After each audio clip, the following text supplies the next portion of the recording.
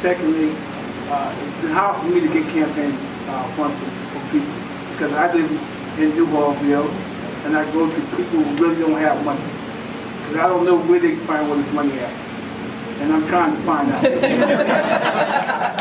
At the same time, I speak with the voice of the people because I see what the people say in this community and what they want and what's their major issues are. And like I keep saying, the major issue in this city is jobs. And I say the school system that does not work. We're financing millions and billions of dollars and it's turning out nothing. It's time for change. It's time to say, hold it. You people got to put in your resignation because you're not doing your job. And I'll hold you accountable and I'll hold anybody else accountable who steps up to that plate.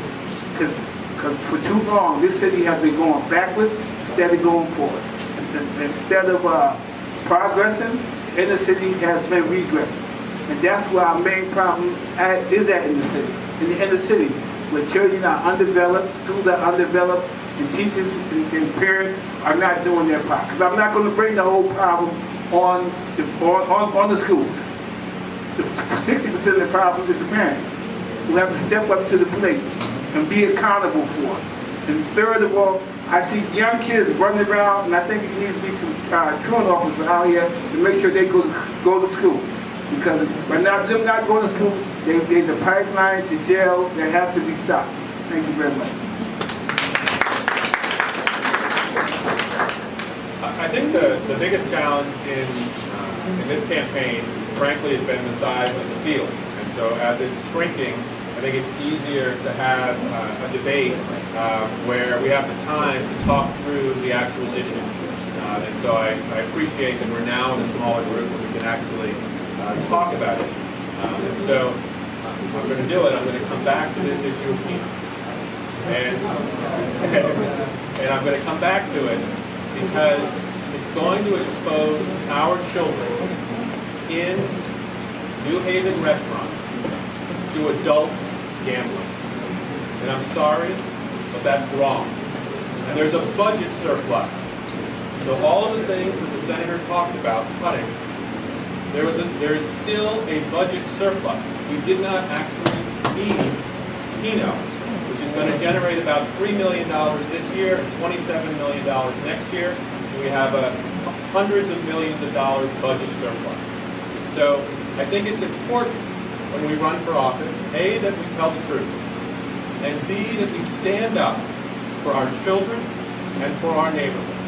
And as a resident of the Fairhaven neighborhood, I want to assure you that adding gambling to my neighborhood will increase crime, it will put children at risk, and it's important that we stand up and we tell the truth.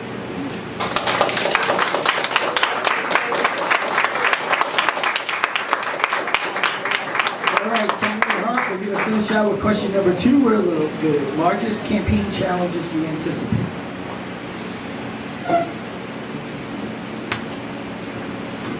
The largest campaign challenge that I anticipate is people spinning reality.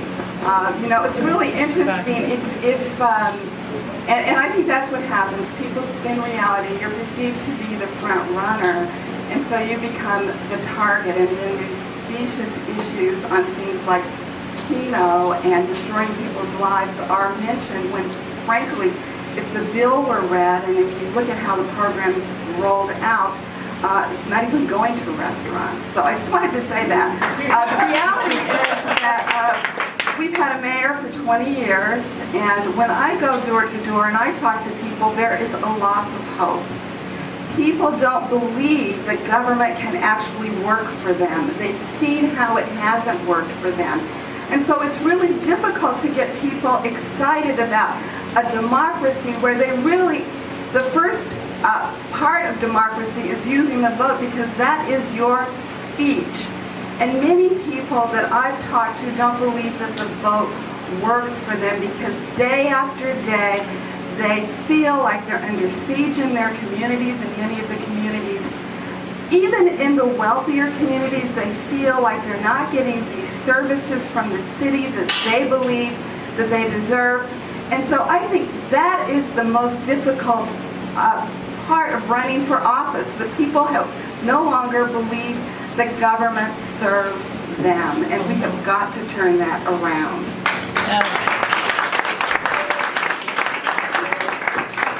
I never knew that Keno was an issue until Mr. Hernandez brought it up. Every house I went to, I ain't never heard Keno. I'm talking about, I've been from Fairhaven, East Haven, West Haven, Fairhaven, New Haven, all over New Haven. And I never heard this as an issue. And I have 3 daughters that go to school, you know. And I will say one thing, I will be proud if they grow up to be like the citizens.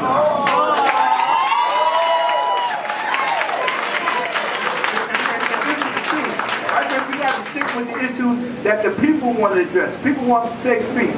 People want jobs, and people want schools that teach. We can't be going off the wrong. Works with the community. It builds a trust factor that has not been built before in our community. I see it work, because I live in New Orleans. I see it work. Ain't nobody got to tell me about it. It's great for the city, and it's making a difference. It's cutting down on the murder rate, it's cutting down on the crime rate, and it's doing its job. It shows that the police care about the citizens, and that's the great example that it shows to me, and it builds a trust factor. But if you don't have trust and people working together with each other, it's not going to work. But Mr. Esserman is doing a great job. The New Haven Police Department is doing a great job. But we have to give them applause, because they're really making a difference. We can't go around thinking that the police are our enemy. The police are our best friends. They keep our city straight. They keep our city good, and they make progress. They'll make the city a great city, so we can bring business to come in the city. Once people see that crime goes down, more business to come. You know, but you got to tackle jobs. You know, jobs are the #1 issue about this whole campaign. Skilled jobs, not just saying, I'm going to give you a job. If you tell somebody you're going to give a job without teaching them skills, you're just telling them a lie. And that's the whole problem with the city. Oh, we're going to bring 100 jobs. How you going to give me a job if I don't have the skills to do that job? You know, and that's a fact. You know, and that's a fact we got to address. We can't just give empty promises without being able to deliver on their promises. I'm not going to sell nobody no Brooklyn Bridge.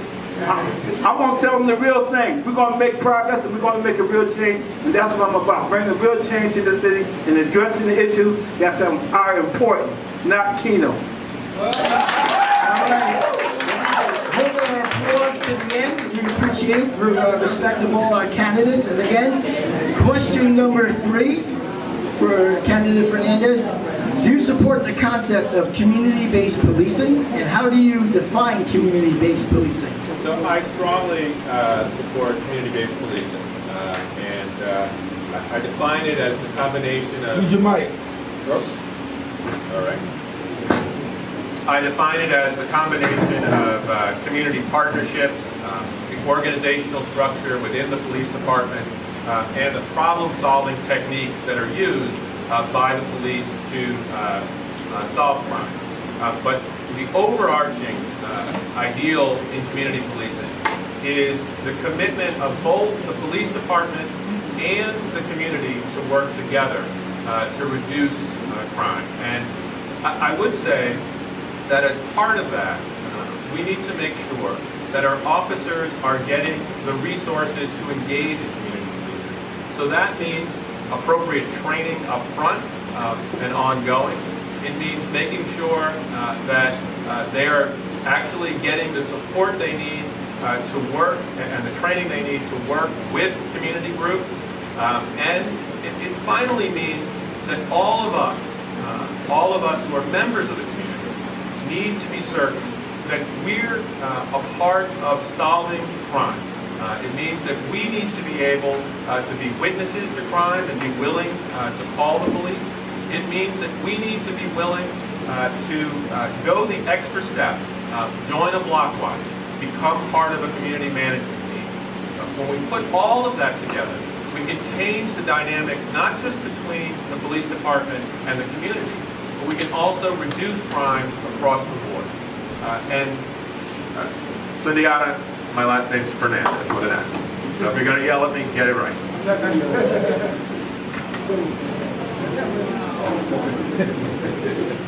Candidate Hart, do you support the concept of community-based policing, and how do you define community-based policing? Thank you.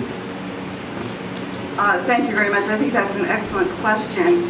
In 1989, I was privileged to meet a gentleman named Lee Brown, and he was the person who developed community-based policing. And I was so taken by the idea that I thought it was really important for us to try it in New Haven, because back in those days, I was on the Board of Aldermen, and I would get calls from people who would say that they were in their bathtub because they're shooting in the neighborhood, and they were afraid that they would get shot. I had a street in my district called Kensington Street, and we couldn't keep lights on that street because the kids who were dealing drugs there were shooting out all of the lights.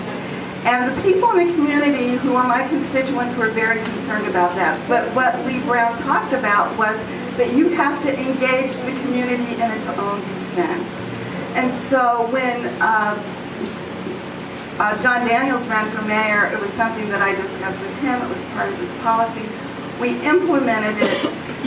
In 1991, there were 34 murders in New Haven, and over time those murders abated because we instituted community-based policing.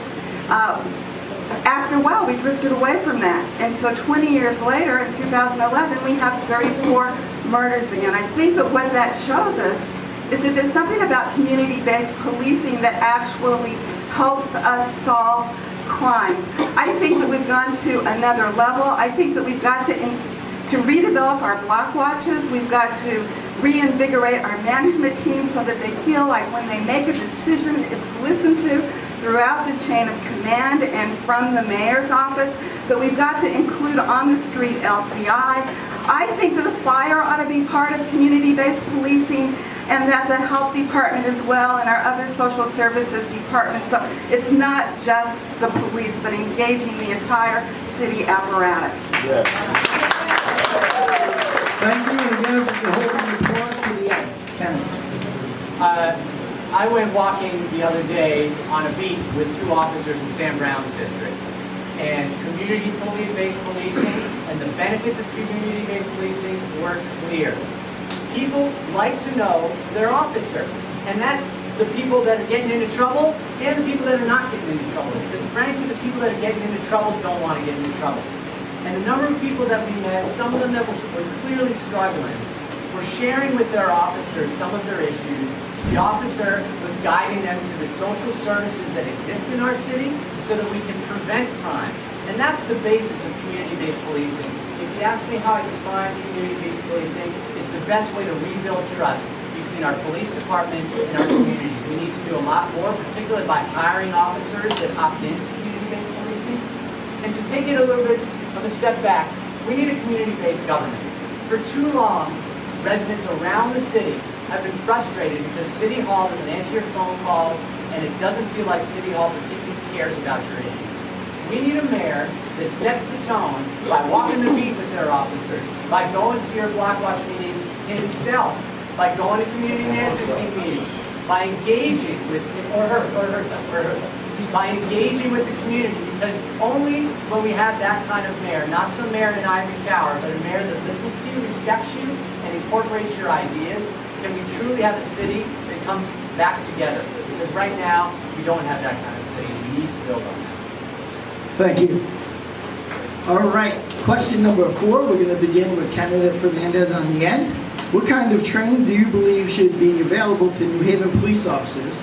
What actions would you take to ensure that appropriate training is available to all officers? Obviously I would start with the assumption that all the training that's required for certification under POST is met. But POST doesn't, I think we should go beyond that we should go beyond POST to reflect certain additional training because of the number of hours in POST isn't specific to New Haven. So for instance, there's limited hours in POST, which is the certification that all officers need to go through. There's limited hours, for instance, for issues regarding youth, and issues regarding gang violence. So clearly, for New Haven officers, there needs to be more hours for certification and training with regard to those issues.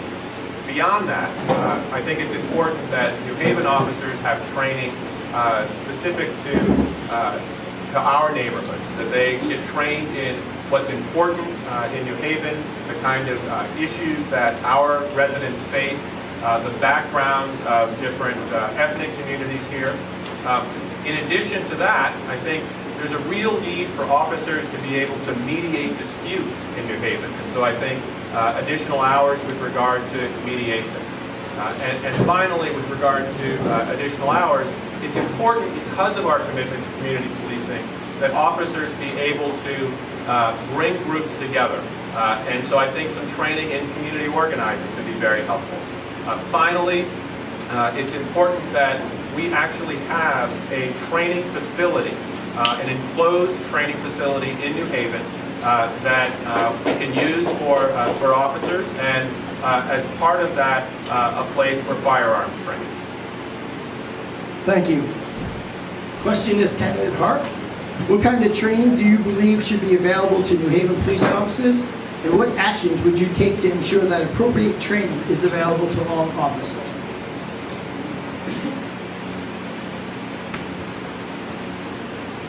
In order to be a police officer, and I think that's a really great question, you have to be trained up to the post standards. And so everyone who comes in as a cadet is trained to those standards. And I think most people recognize that while they're cadets, they're also paid. And so I think that's really important that we continue to do that, but we don't do training beyond that unless, my understanding, the police pay for it themselves. And I really believe that the city has an obligation to assure that training resources are available to officers so that they can move through the various needs that the department has and their interests. And there are a lot of different jobs in the police department that require specialized training. It shouldn't be up to the officer himself or herself to get that training. And we should understand that it's in our interest to assure that our officers are trained for what it is that we need for them to do, but also for where it is they want to go professionally within the department. Thank you. Would you like me to repeat the question? No, that's okay. Thank you. So we do pay for officers training. I am a frequent attendee of CompStat, the city's or police department's gathering once a week of all of the individuals that are making decisions around policing. Social services, other policing leaders in the city, whether it's Yale University, Gateway, or the train station, Amtrak, whatever. Those folks are there talking about how to make our city safer, and I frequently attend those meetings, and it's clear that we are paying for the officers to get training. Bicycle training is an example that we saw just the other week, where our officers are getting bicycle training so that they can better respond to a crime, but still be accessible to the public. What do we need to do to improve our training? I think the most important thing is sensitivity training. We've seen a number of examples of successes where officers effectively use sensitivity, and we've seen some failures. The failures are, among others, downtown officers arresting people or violating people's space when they were taking photographs of the officers. That's a civil right for us to take photographs of things that are going on. So those officers need to be trained in sensitivity, both because it's the right thing to do to increase trust from the public, and also because it keeps us as a city out of trouble and out of lawsuits. We've seen some successes. Holly Wasilewski is a lieutenant in the police department. She's had a number of examples of successes. One that I experienced myself, where a constituent reached out to me. She was hit by a car years before and said that the police department didn't respond to her. I reached out to Holly Wasilewski, and this woman and Holly Wasilewski engaged together, and Holly Wasilewski helped respond to her issue and make her feel like she was heard and addressed, and they really looked after the person that was going after their issues. And the final thing is we need to move the firing range out of its current location in the Dixwell-Newallville area and move it to a closed-door facing. face. It's not fair for our kids to be growing up with gunshots in the back. Thank you. All right, we're going to start with round 2 of the questions. I'm sorry, yes, we do have a minute to respond. I would go with the post and certification. But also, I would have to ask the police officer, what do they need? I'm not a police officer. And nobody in here is a police officer. So you have to go to the root of the problem, talk with the police officer, find out what resources and what programs and what implementation do they need and want to do their job correctly. Because they are the best person to answer that question. That's what I would deliver my answer. Find out what they need, what they want, and how we can make this community better. And I think that the police officers want to make the city better because everybody's tired of gun violence and people getting murdered and killed each and every day. And we really want to make a change. So I would talk with the police officers, find out what kind of funding they need, and give them what they need. And that's the whole point. We want to make the city safe. We can't put a dollar measure on the crime. You know, we can't put a dollar measure on your children getting killed. You know, I had a son who got killed. There's no dollar measure whatsoever on that with me. There's no dollar measure with the victims who see crime each and every day in the cities. It's time for a change, and I think a good community based policing will change that because they have been doing a great improvement so far in the city. Thank you. All right, second round of questions, starting back to Candidate Carr. City of New Haven police officers currently participate in a defined benefit pension plan, to which most contribute 12% of their salary. This pension plan is mostly funded with the city paying a smaller percentage towards police officers' retirement. What is your position on defined benefit pensions, and do you support changes to the current plan? If so, what are those changes?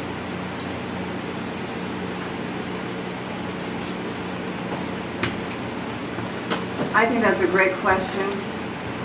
Defined benefit pension plans are pension plans that, of course, have defined benefits.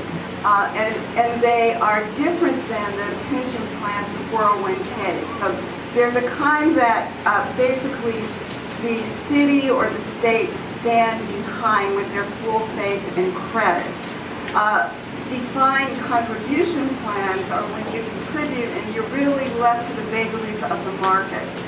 And so I believe that defined benefit is important to maintain. It's expensive to maintain. And I believe that's why the current administration is trying to move away from that. But the reality is, and as a person who is a baby boomer, and a person who really understands that many people, when they retire, actually go into poverty.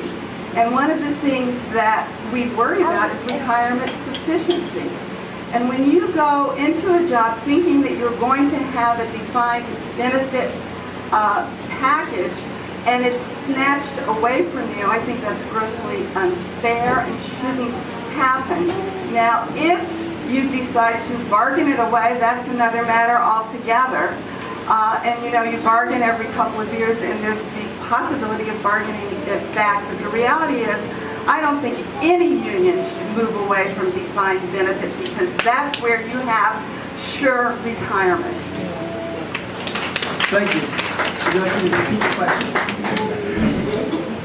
So at the beginning, I talked about being honest, and honest about what we can afford. Now, defined benefit plans are wonderful, and I would love one, and all of you would love one, I guarantee you. But the reality is, we have a $220 million liability, underfunded liability, in our police and fire pension plans. We're funding the art as a city, which means we're funding what we're required to fund, but we're assuming that we're going to get an 8.25% return on our investment. Well, who's getting an 8.25 return on any investment nowadays? We should be at a minimum assuming a 6.75% return on our investment and be funding more of our art. If you want a pension, any pension in the future, then we need to make a choice as a city because we won't have enough money in our pension because we certainly haven't been funding it enough in recent years. If you want any pension, we have to make a choice.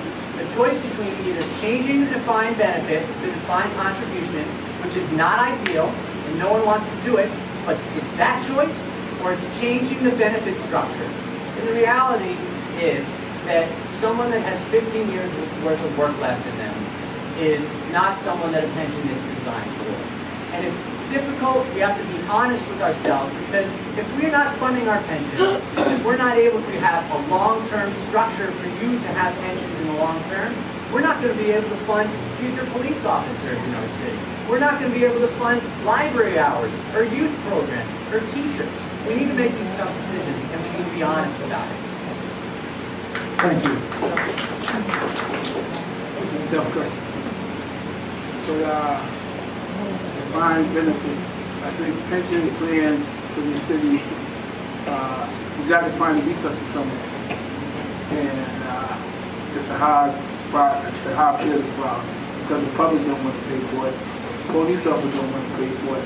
But somewhere we got to find the money to make things work. We got to compromise. What's best for the city, what's best for you, everybody got to sit down and come to agreement. That's just like politics. You never get what you want out of no picture. We have to compromise on what's the best thing for each and every person in this arena. What's best for the citizens. And the citizens and taxpayers have to be able to find some way to cork this bill. And I think we should stop making Yale, stop walking over more money, putting in these plans, and standing up for our city. For too long, we have gave Yale a break. When I drive down the city, I see half the police down Yale. Yale can afford their own police department. Bring them in here. They got $9 billion surplus.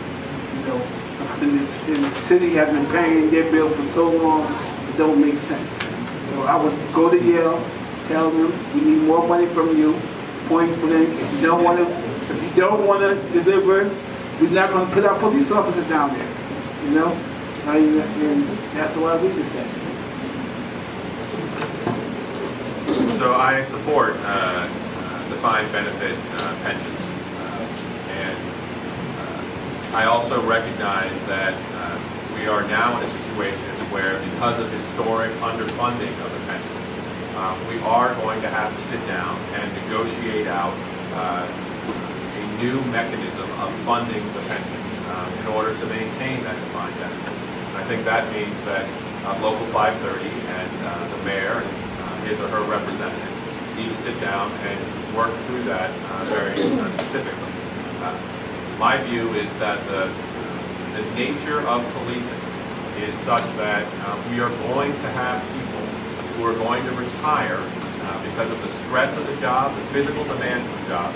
We're going to retire before they're 65 years old. That is to be expected in this department and in other departments. And so that needs to be part of the way that we figure out the solutions to maintaining defined benefit plan.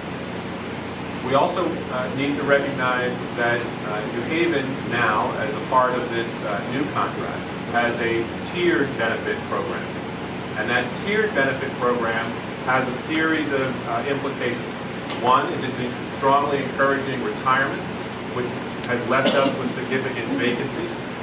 Those vacancies, in turn, require that to meet our policing needs, that we engage in significant amounts of overtime, because we now have these shortages.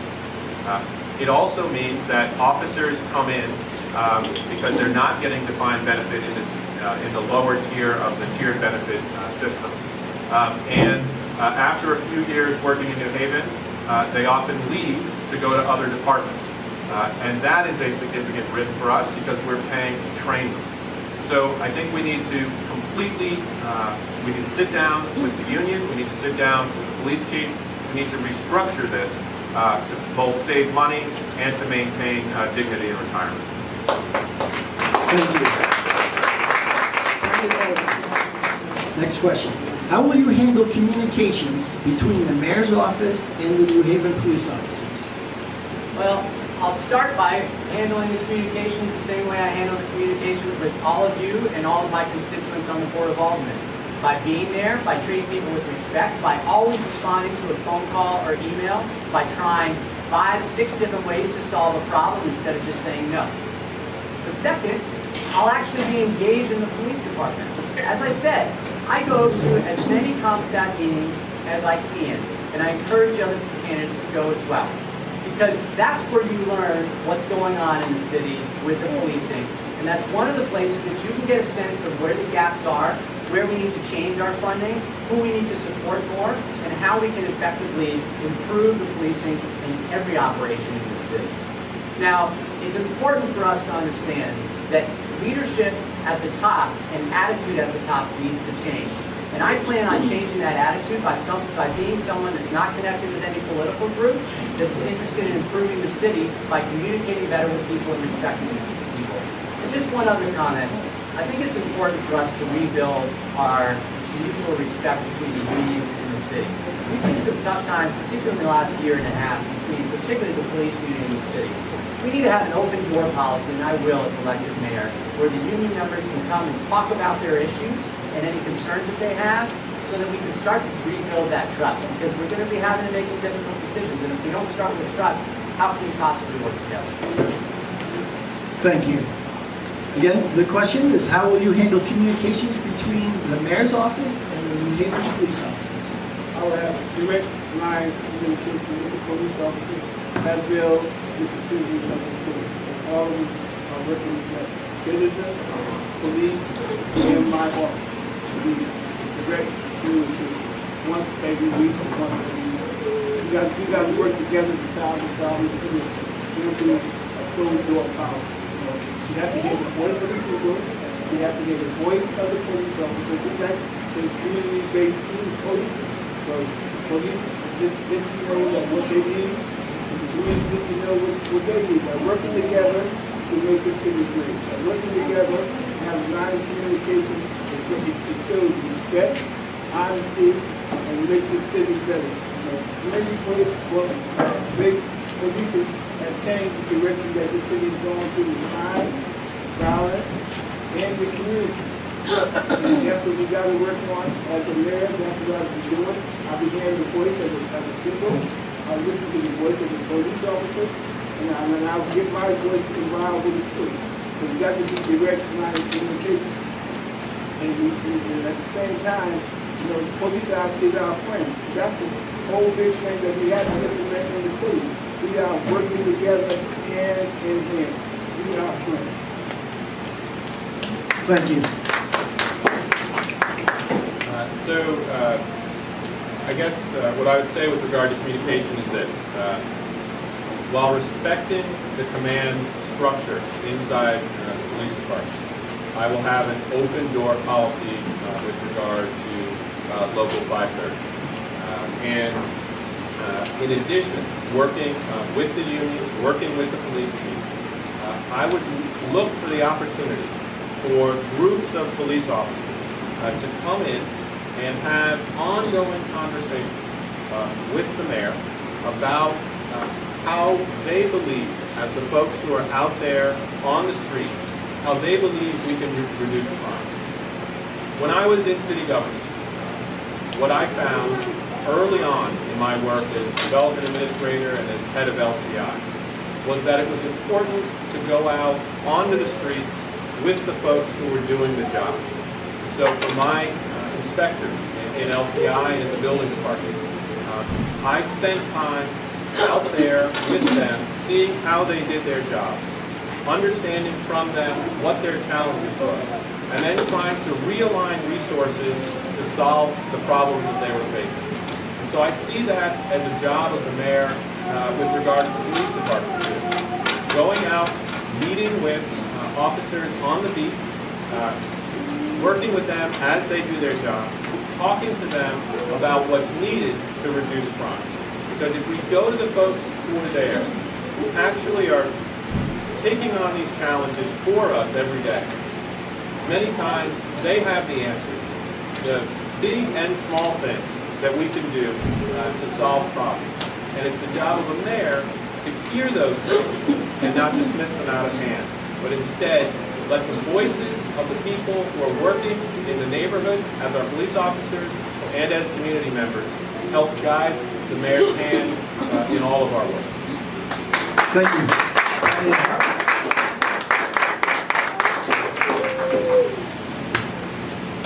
Thank you very much. I think this is a really important question.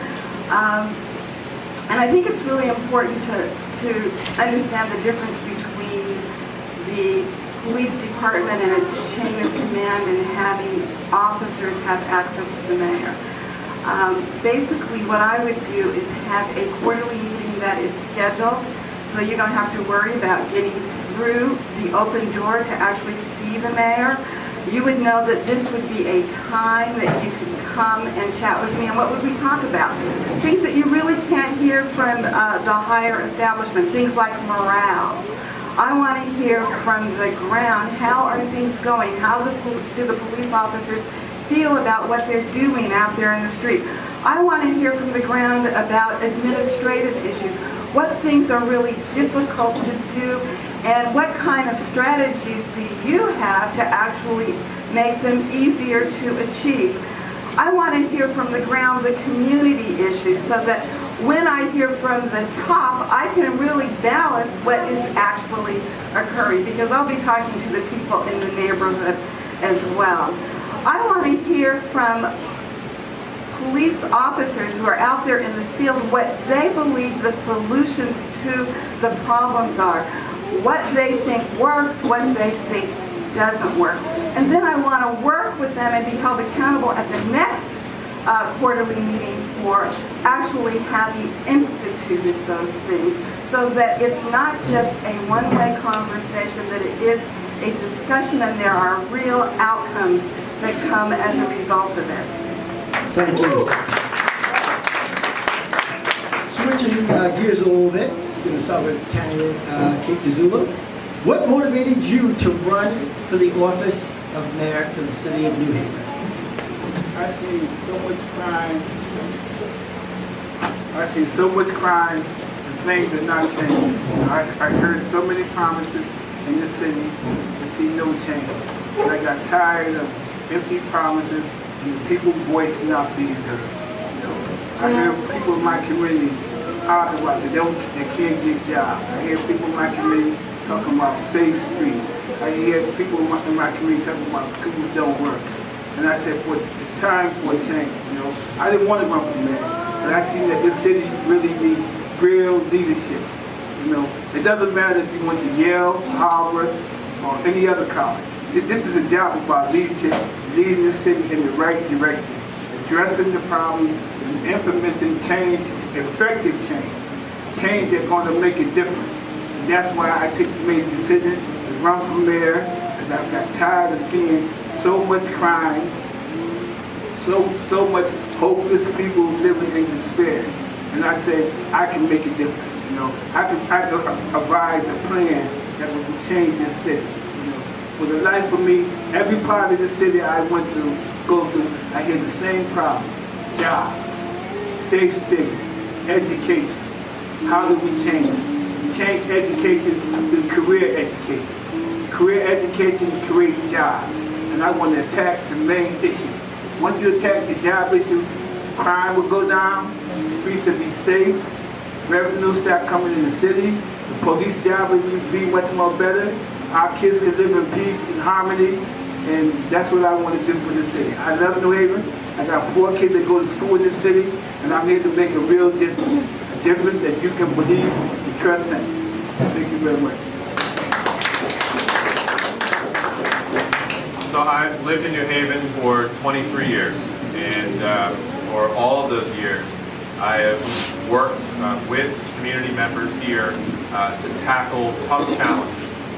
Spent 7 years running the youth agency LEAP, an after-school program for kids, primarily in public housing developments around the city, but also in New Hallville and Dixwell, in Fairhaven, in Church Street South.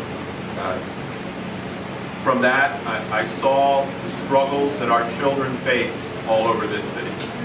And that has motivated my work, whether it was as Economic Development Administrator or the head of LCI, to try to create affordable housing for people in this city so that children could have a safe place to live, to create jobs in this city, so that children would have families that were strong.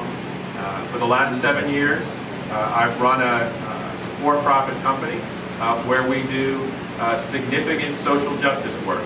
Clients like the NAACP, where we worked with them to register 430,000 people last year to vote, for efforts around criminal justice programs around the country. My focus professionally has been around the issues that I believe this city faces. And so why did I run for mayor? Because I love this city. My wife and I have chosen to raise our child here. Our 8-year-old son goes to the New Haven Public Schools. And so this is the place that we've decided as a family we're going to fight every day for the children of this city, for the adults of this city, for the seniors of this city.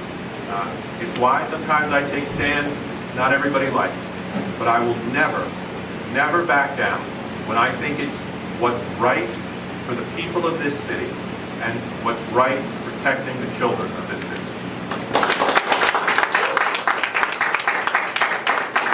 Thank you. Attorney Hunt?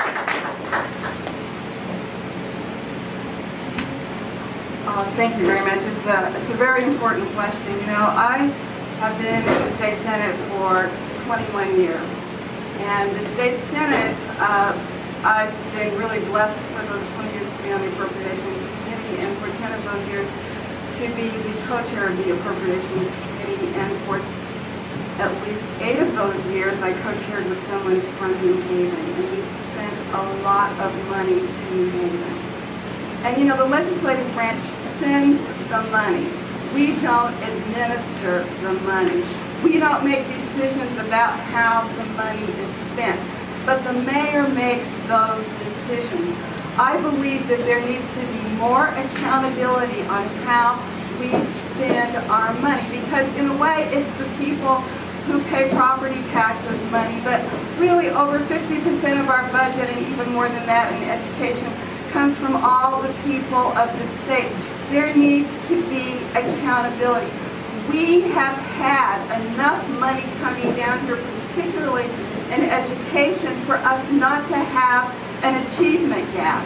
I want to assure that while I know we will continue to have that money, that it is well spent, that there are outcomes that we decide on together, and that we hold people accountable for reaching those outcomes at a local level.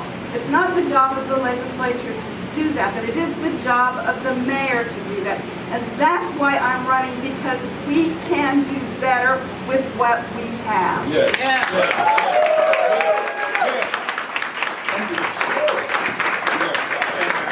Can we rebut? Yeah, we have a minute for a response if there's a candidate. Sure. I would say 2 things. One, I think the role that Senator Hart has played in Hartford is an important one, appropriations chair. She has brought significant resources to this city. We will, if you are elected, or she's elected, we will lose that appropriations chair, and so we will lose a significant amount of resources. And so having, Please hold it down so the candidate could finish. And so having one appropriations chair, which we would still have with Tony Walker, is not nearly as good as having 2 appropriations chairs. I would also say this. It is the legislature's job. It is the legislator's job to make sure that money is well spent. And so if money has not been well spent for the last 20 years, then I would suggest becoming mayor won't make that money well spent. It's important to be accountable in all the jobs you hold, not just the one you want to hold.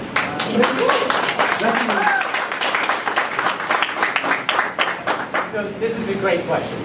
Around the city, hear that people want change. And so in January of this year, I announced that I wanted to run for mayor. A week later, John DeStefano drops out, and now everyone wants to run for mayor because everyone feels the city needs change. It's important when we are looking to change the city to bring integrity.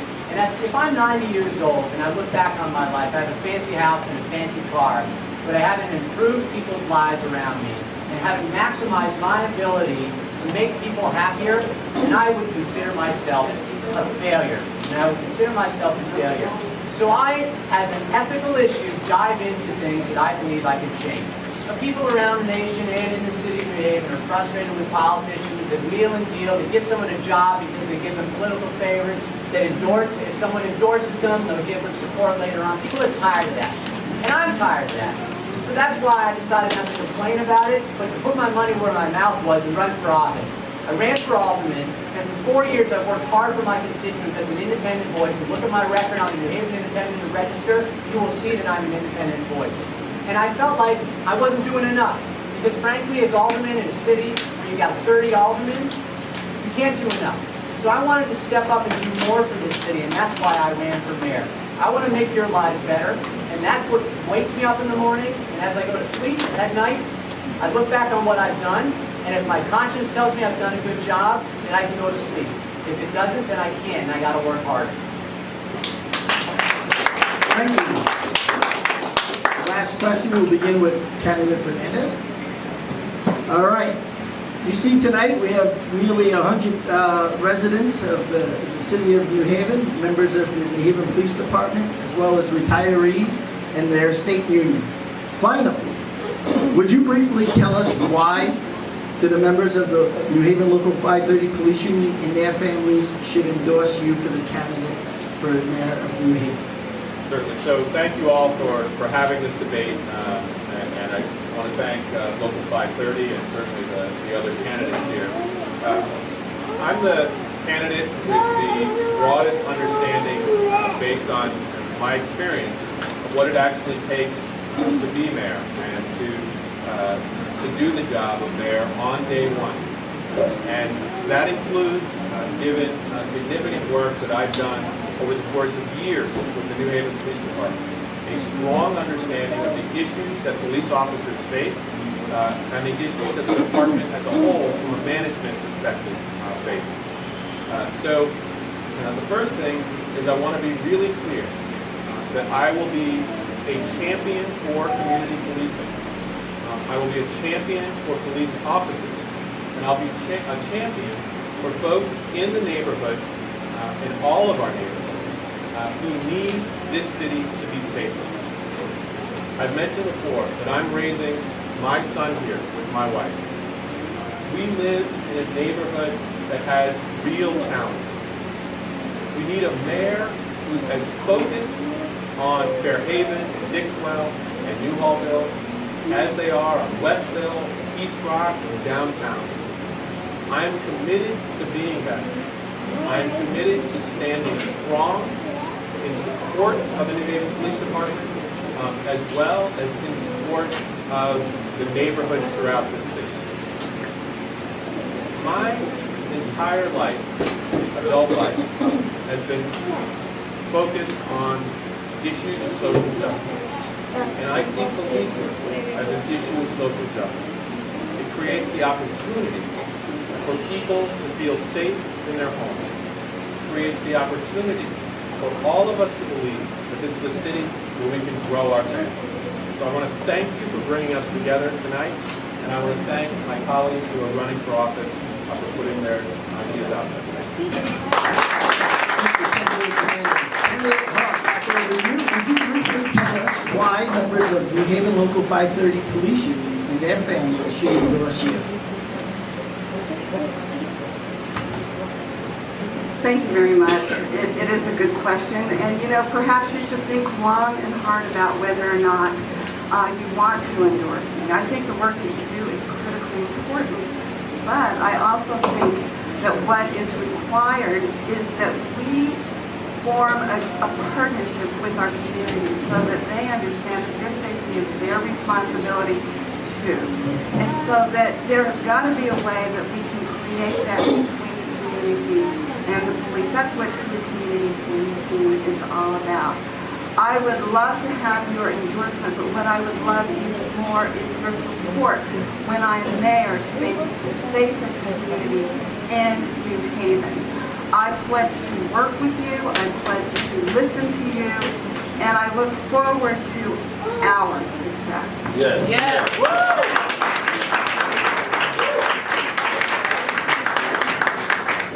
an interesting question because since I'm participating in public financing, I can't accept PAC money. I'm turning down PAC money. I obviously would love the endorsement of the union, the police union, but more importantly, I think it's important to have the endorsement of the people, and particularly the officers. And why should you endorse me? Well, I show up, I care, I work as a partner, and I have worked as a partner for officers in this city. Sergeant Anastasio, for years, asked for the city and the chief to address and help him get the tools to address the dirt bike issue that's terrorizing, frankly, all of our neighborhoods in the city. And I worked with Sergeant Anastasio in a partnership to identify ways that we can get him more tools. We've done a sting operation and arrested a good number of these folks. And we've also helped draft and push and lobby for a change in the state legislation that allows us as a city to implement $2,000 fines for kids that are caught in order for them to get their dirt bike back. I partnered with Herb Johnson when he was looking to advocate for outreach in Fairhaven to get more officers to sign up to become police officers.